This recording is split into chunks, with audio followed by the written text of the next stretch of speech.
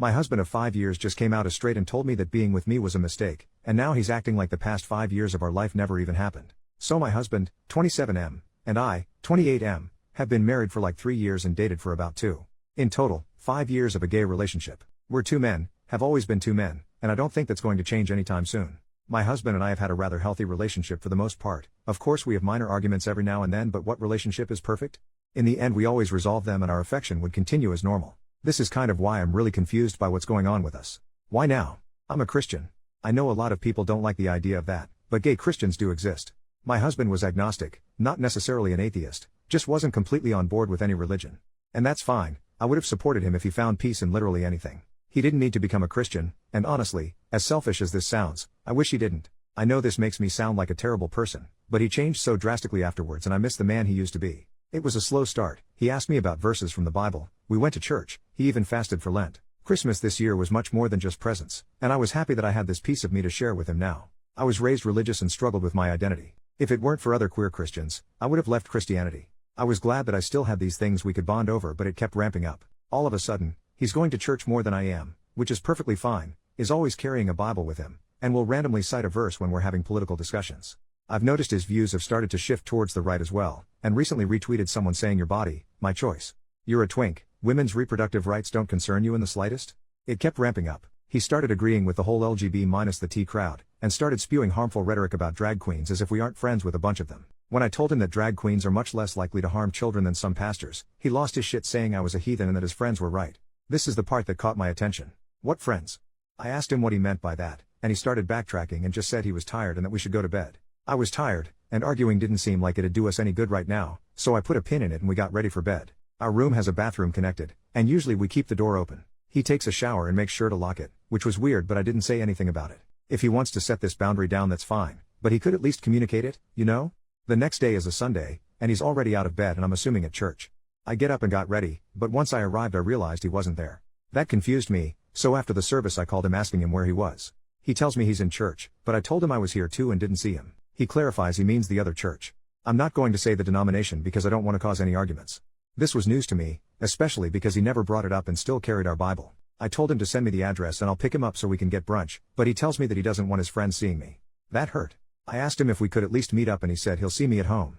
After a few hours, he finally comes home. He says we need to talk. I agreed. I wanted to ask him why he didn't want his friends seeing me, and as I opened my mouth to ask the question he set him straight. I stared at him for a bit, and he continued, explaining that his church helped him realize he wasn't going to see the kingdom of God if he continued living in sin and that he needed to leave me as soon as possible. He told them about the pastor comment I made last night, and they said that I was a devil trying to lure him away from Christ. He started repeating a lot of the same rhetoric I heard from other Christians growing up, and it really upset me. He even said that I could be saved, and that I already had the traditionally masculine look so I had that going for me, and that I just needed to steer away from homosexuality. I feel like I'm in an alternate reality right now. I'm being told by the love of my life that I'm a devil that needs to return to Christ because I shut down his homophobic rhetoric. My gay husband is being homophobic. I'm sorry, but not once in the 5 years we've been together did he realize he was suddenly straight. It just doesn't work like that. It's not like we're in some other universe where compomo is a thing, right? I told him that he needed to leave and that we could discuss arrangements afterwards.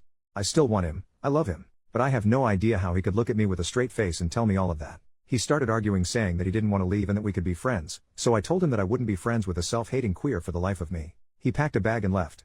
His location shows he's at some random house I've never been to, but I assume that's one of the churchgoers he's friends with. I don't even know what I'm supposed to do from here. Did I seriously just lose my husband? I don't understand how this could happen. What can I do now? I miss him already. Update, 5 days later. Thank you to everyone who gave me genuine advice on my last post. I'll quickly answer some common questions. No, he does not have a family history of bipolar disorder or any other mental health disorder that would cause sharp changes. No, he isn't cheating on me with one of his church friends, but I will get more into this later. No, he isn't bi. I'm bi, and we've had conversations and he said he experimented in high school but it wasn't for him. I talked to his family and our friends about the whole thing. I explained we were separating because of his newfound faith and how he's acting. I told them about the shit he said and they're all worried for me. I don't think that I'm in any sort of danger, honestly. I did talk to my church about this, and they told me that the church he's attending is notorious for this sort of thing. One of them will show up after a service and wait outside, and if someone is walking out alone they'll come up to them and start chatting. They'll pretend they go here until they've talked to the person enough times to invite them to their church. Apparently he was attending my church even on days where I wasn't, so he was alone a lot. It's really f***ing predatory and it low-key pisses me off that he was enjoying my church and it led to him being taken away from me. I've had limited contact with him in the past few days. He came over last night, saying he needed to talk to me. He didn't appreciate me contacting his parents, and assured me that he is fine mentally. I wanted to start asking all the questions I've come up with since he left, but I didn't want to overwhelm him. I know he didn't cheat on me because that was the first question I asked. More so, are you leaving me because there's somebody else? His response was that he didn't want to leave me, but living in sin wasn't what he wanted anymore. How did he figure this out, you ask? After grilling him for an explanation, he finally admitted that he tried to cheat. The guy who kept coming to my church and basically recruited him was apparently so attractive that he would listen to anything he said. So he tried to cheat, failed, and went the full 180 and has decided being gay is the ultimate sin. Not the fact that he tried to have an affair. This is actually going to drive me crazy. Finding out he wanted to cheat but didn't is almost worse, because it's like, seriously? You tried and got rejected? That's embarrassing as shit for you, and doubly embarrassing for me. I asked him if they knew he was married to a man, and he simply told them I was his gay roommate who turned him, and now that he's straight again I've gone off the deep end. He's an actual freaking liar. He showed me some Bible verses, ones that were just blatantly different from the ones in mine, and kept trying to convince me that I need to change too. He said that he still cares about me, and wants to be friends. I asked him what about our actual friends, and he said they're too far gone. He just kept talking and I was done with it. He isn't the man I fell in love with and it pisses me off. He wasn't even dressing the same anymore. Freaking white dress shirt and slacks and the most boring hairstyle ever. He didn't look like my Anthony. The more he talked at me, the more it was clear I didn't want to be with the man he is now. He left, and for the second time in our life, he walked out that door without saying I love you, and I was fine with that. This morning I talked with my lawyer and I am going through with a divorce. After I was done, I stopped by where he was staying and knocked on the door, half wanting whoever owned the place to be there when I gave him the papers, half because I didn't want him coming to my home anymore. When the man opened the door I realized this is who he was talking about, and it took a bit to keep my anger in. I asked for my husband, and when he saw me, the look in his eyes made it clear that he wasn't expecting this out of me. I made it clear to the other guy that I was handing my husband, gay husband, divorce papers, to end our marriage, the gay one between two men. Us, we're those two men. Because I don't know who needs to hear this, but if you wake up next to a man for 3 years out of your life, chances are you are a homosexual. So sorry to break it to you.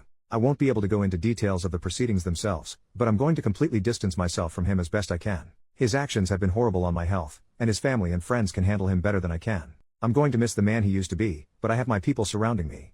I'm going to be okay. I hope for his sake he'll snap out of this one day, because the self-hatred isn't healthy, but when he does I won't be there.